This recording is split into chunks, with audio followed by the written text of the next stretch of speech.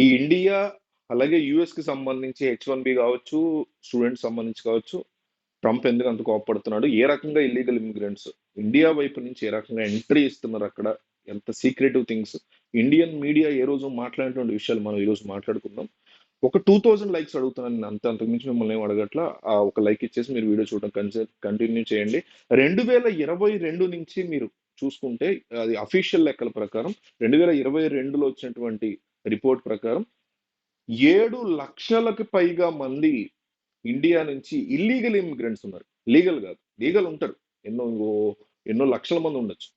Illegal గా వెళ్ళిన వాళ్ళు, లేదా అక్కడ ఎక్స్పైర్ అయిపోయిన వీసా ఉంటున్న వాళ్ళు, లేదా మెక్సికో వైపు నుంచి ఇట్లాంటి ప్లేసెస్ నుంచి వచ్చి దొంగతనంగా ఉంటున్న వాళ్ళు 7 లక్షల మంది 2022లో. 25కి వచ్చేసరికి ఈజీగా 8 లక్షలు 9 లక్షలు అయ్యి ఉంటుంది. ఎక్కువగా ఏ ప్రాంతం నుంచి వెళుతున్నారు? నార్త్ ఇండియన్స్ ఎక్కువగా ఉన్నారు. Compare to south Indians, north Indians ఎక్కువగా ఉన్నారు. ఎస్పెషల్లీ పంజాబ్, హర్యానా, గుజరాత్. గుజరాత్ లో ఒక డిస్ట్రిక్ట్ ఉంది, మెహసానా అని ఒక డిస్ట్రిక్ట్ ఉంది గుజరాత్ లో. ఈ డిస్ట్రిక్ట్ లో ఏ ఊరైనా తీసుకోండి మీరు, ఆ డిస్ట్రిక్ట్ లో ఉన్న ఏ ఊరికైనా వెళితే ప్రతి 5 ఏళ్లలో ఒక్క వ్యక్తి ఖచ్చితంగా అమెరికాలో ఉంటాడు, లీగల్ గా అయినా ఇల్లీగల్ గా అయినా. అంటే అక్కడ ఏరియా జనాలకి పిచ్చ. అసలు అక్కడ పెళ్లిళ్ళే అవ్వవు, మా ఎవరో ఒకళ్ళు అమెరికాలో ఉండకపోతే అనేటువంటి ఒక పిచ్చ క్రియేట్ అయిపోయింది. పంజాబ్ మొన్న సినిమా కూడా ఏదో వచ్చింది షారుఖ్ ఖాన్ది, లండన్ వెళ్ళాలి అనే ఆ పిచ్చ ఉంటుంది. ఆ కైండ్ ఆఫ్ పిచ్చ ఈ డిస్ట్రిక్ట్ లో జనాల్లో ఉందన్నమాట. ఇది జస్ట్ ఒక ఎగ్జాంపుల్. మన సైడ్ అంతే, ఆంధ్ర తెలంగాణ సైడ్ కూడా అంతే కదా, ఏం తక్కువ తిన్నారు. మా అబ్బాయి అమెరికాలో ఉన్నాడా అండి అని కట్నాలు దొబ్బేవాళ్ళు ఎంతమంది ఉన్నారు, నాకు తెలిసిన వాళ్ళు చాలా మంది ఉన్నారు, మీకు తెలిసిన వాళ్ళు ఇంకా ఎక్కువ ఉండొచ్చు. సో పంజాబ్, హర్యానా, గుజరాత్ నుంచి ఎక్కువగా ఉన్నారు. అయితే ఏ రకంగా వీళ్ళు ఎంటర్ అవుతారు? ఇళ్ళు అమ్మేసి, పొలాలు అమ్మేసి, లోన్లు తీసేసుకుని భారీగా ఏం చేస్తారంటే, ఒక 70,000 నుంచి $1,00,000 వరకు కన్సల్టెన్సీకి వీళ్ళు పే చేస్తారు. పే చేసినప్పుడు వాడు వీళ్ళని ఎట్లాగొట్లా దేశంలోకి తీసుకెళ్ళాలి. తీసుకెళ్ళడానికి ఉన్నటువంటి దారులు ఏంటి? మెక్సికో, కెనడా, ఈ రెండు మనకు తెలిసినటువంటి దారులు. మూడోది ఎల్ సాల్వడోర్ అని ఒకటి ఉంది. ఇది కూడా ఒక కంట్రీ, అమెరికా చుట్టుపక్కల ఉండేటువంటి కంట్రీస్ లో చిన్న చిన్న కంట్రీస్. ఇది కూడా ఒకటి, మెక్సికో లాగా, కెనడా లాగా ఎల్ సాల్వడోర్ కూడా బిగ్గెస్ట్ బార్డర్ ని షేర్ చేసుకుంటుంది యుఎస్ తో. మెక్సికో నుంచి కానీ, ఎల్ సాల్వడోర్ నుంచి కానీ, కెనడా నుంచి కానీ ఈ కన్సల్టెన్సీ, ఎస్పెషల్లీ మెక్సికో నుంచి. ఎల్ సాల్వడోర్ కూడా వీళ్ళకి బెనిఫిట్, ఎందుకంటే ఎల్ సాల్వడోర్ కి ఇండియన్స్ పాస్పోర్ట్ తో వెళ్ళిపోవచ్చు. ల్యాండింగ్ వీసా ఏదో అంటారు కదా, చెక్ ఇన్ అవగానే వీసా ఇస్తారు ల్యాండ్ అవగానే ఎయిర్పోర్ట్ లోనే. ఆ కైండ్ ఆఫ్ సదుపాయం ఈ కంట్రీకి ఇండియాకి మధ్య సత్సంబంధాల వల్ల ఉంది. సో అందువల్ల పాస్పోర్ట్ ఉంటే అక్కడికి వెళ్ళిపోతారు. వెళ్ళిపోయి అక్కడ ఈ డబ్బులు తీసుకెళ్లి వాళ్ళకి పే చేసేసి అక్కడ వీసా తీసుకుని, విజిటింగ్ వీసా లాగా వచ్చి అక్కడి నుంచి దొంగదారిలో ఈ మెక్సికో బార్డర్స్ దగ్గర ఎంటర్ అవడం. ఎంతో స్ట్రాంగ్ పోలీసింగ్ కానీ, లేకపోతే ఈ వీసాకి సంబంధించిన పోలీసులు కానీ చేస్తూనే ఉంటారు అమెరికాకి. అయినా కానీ వీలైనంత ఎక్కువగా లోపలికి చొరబడేటువంటి కార్యక్రమం ఈ మెక్సికో, ఎల్ సాల్వడోర్ యొక్క టైం చూసుకుని ఎట్లా ఎంటర్ అవ్వాలి, లోపలికి ఎంటర్ అయిన తర్వాత చిన్న చిన్న ఉద్యోగాలు ఎట్లా చేయాలి. వీళ్ళందరూ కూడా ఈ ఇంజనీరింగ్ చదివి మధ్యలో ఫెయిల్ అయినటువంటి బాపతి, మా అబ్బాయి యుఎస్ లో ఉన్నాడని చెప్పుకుంటే, గుజరాత్ వాళ్ళు కావచ్చు, ఆంధ్రాలో ఎవరైనా సరే, ఈ చెప్పిన లిస్ట్ లో పంజాబ్, హర్యానా, ఆంధ్రప్రదేశ్, తెలంగాణ, సౌత్ ఇండియా, తమిళనాడు, ఎక్కడైనా సరే, కేరళ వాళ్ళైనా సరే, మా అబ్బాయి లేదా మా అమ్మాయి యూఎస్ లో ఉందంటే కట్నం దొబ్బడానికో, లేకపోతే ఇంకొకటి ఇక్కడ చేసినటువంటి అప్పులు తీర్చుకోవడానికో, రకరకాల రీజన్స్ వల్ల ఎగబడుతున్నటువంటి వాళ్ళు అనమాట. ఎలాగోలా ఇక్కడ మొత్తాన్ని అక్కడ తోసేయాలనేటువంటి ఉద్దేశం. సో అక్కడ కాన్సెప్ట్ ఏంటంటే, అక్కడ గ్యాస్ స్టేషన్ లోనే ఇంకో దాని ఎన్నో ఉద్యోగాలు ఉంటాయి చిన్న చిన్న, అవి చేసుకునేలాగా కన్సల్టెంట్ రెడీ చేసి పెడతారు. తద్వారా వాళ్ళు లోపలికి దూరిపోతారు. దూరిపోయిన తర్వాత అట్లా అట్లా అట్లా అట్లా అక్కడ ఎదిగి ఏదో ఒక పెద్ద క్లయింట్ కొన్నాళ్ళ తర్వాత పట్టుకుని ఉద్యోగం చేసుకోవడం అనేది వీళ్ళ కాన్సెప్ట్. సో కరెక్ట్ టైం చూసి ఎట్లా ఎంటర్ అవ్వాలి లోపలికి అనేది వీళ్ళు చాలా బాగా ఇస్తారు. గతంలో బ్యాచిలర్స్ వెళ్ళేవాళ్ళు, గత 2-3 ఏళ్ళ నుంచి చూసుకుంటే, ఎస్పెషల్లీ పంజాబ్, హర్యానా, గుజరాత్ నుంచి ఫ్యామిలీ వెళ్ళిపోతున్నారు ఏకంగా. చాలా దారుణం అనమాట. సో ఇదంతా కూడా బేసిక్ గా ఇండియా పరువు తీసేటువంటి వెధవల బ్యాచ్ ఇదంతా. గతంలో అంటే అసలు ఎక్కడ స్టార్ట్ అయింది? 1960 నుంచి కూడా ఇక్కడ రకమైనటువంటి మైగ్రేషన్ స్టార్ట్ అయింది. మైగ్రేషన్ వెళ్ళేటప్పుడు అప్పట్లో ఇండియా చాలా బీద దేశంగా, బట్ స్టిల్ మట్టిలో మాణిక్యాలు లాంటి చాలా తెలివిగల ఇంజనీర్లు, డాక్టర్లు బయటకు వస్తుండడంతో అమెరికా కూడా ఏంటంటే చాలా పేద దేశం కదా. సో అక్కడ బెటర్ పీపుల్ మన దగ్గరికి వస్తే మనకి కూడా ఒక ఏమంటారు, ఈ బ్రెయిన్ స్ట్రామింగ్ అది బాగుంటుంది, మన దగ్గర కూడా ఒక మంచి క్వాలిటీ స్కిల్డ్ పీపుల్ రావాలనే ఉద్దేశంతో వాళ్ళు యాక్సెప్ట్ చేశారు. It's a win win situation for both countries.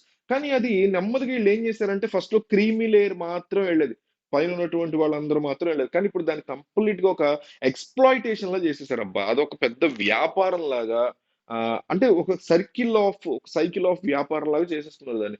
ఇక్కడ ఫుల్గా అప్పులు చేసేయడం, యుఎస్ఎల్ డబ్బులు సంపాదించడం, ఈ అప్పులు తీర్చుకోవడం, యుఎస్ఎల్ డబ్బులు సంపాదించడం, మళ్ళీ అప్పు చేసి బ్యాంక్ లోన్ ఎక్కడో కన్సల్టెన్సీ పే చేయడం, వెళ్ళటం. అది లీగల్ గా చేసినా చేస్తున్నారు ఇట్లాగే, ఇల్లీగల్ గా చేసినా ఇట్లాగే చేస్తున్నారు.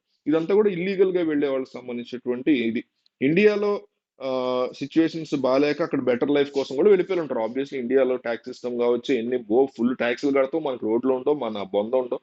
కాంగ్రెస్ గవర్నమెంట్ అయినా, బీజేపీ గవర్నమెంట్ అయినా, ఇంకే కేఏ పాల్ ప్రధానమంత్రిని చేసినా ఈ దేశం ఇట్లా ఏడుస్తుంది. కాబట్టి ఏం చేయలేక వెళ్తున్నారు, కట్నాల కోసం వెళ్తున్నారు, ఇట్లా రకరకాల రీజన్స్ వల్ల వెళ్తున్నారు. ఇప్పుడు స్టూడెంట్స్ గా వెళ్ళిన వాళ్ళకి వచ్చేటువంటి ఇబ్బందులు ఏంటంటే, మనం ఒక వీడియో చేసాం ఆల్రెడీ.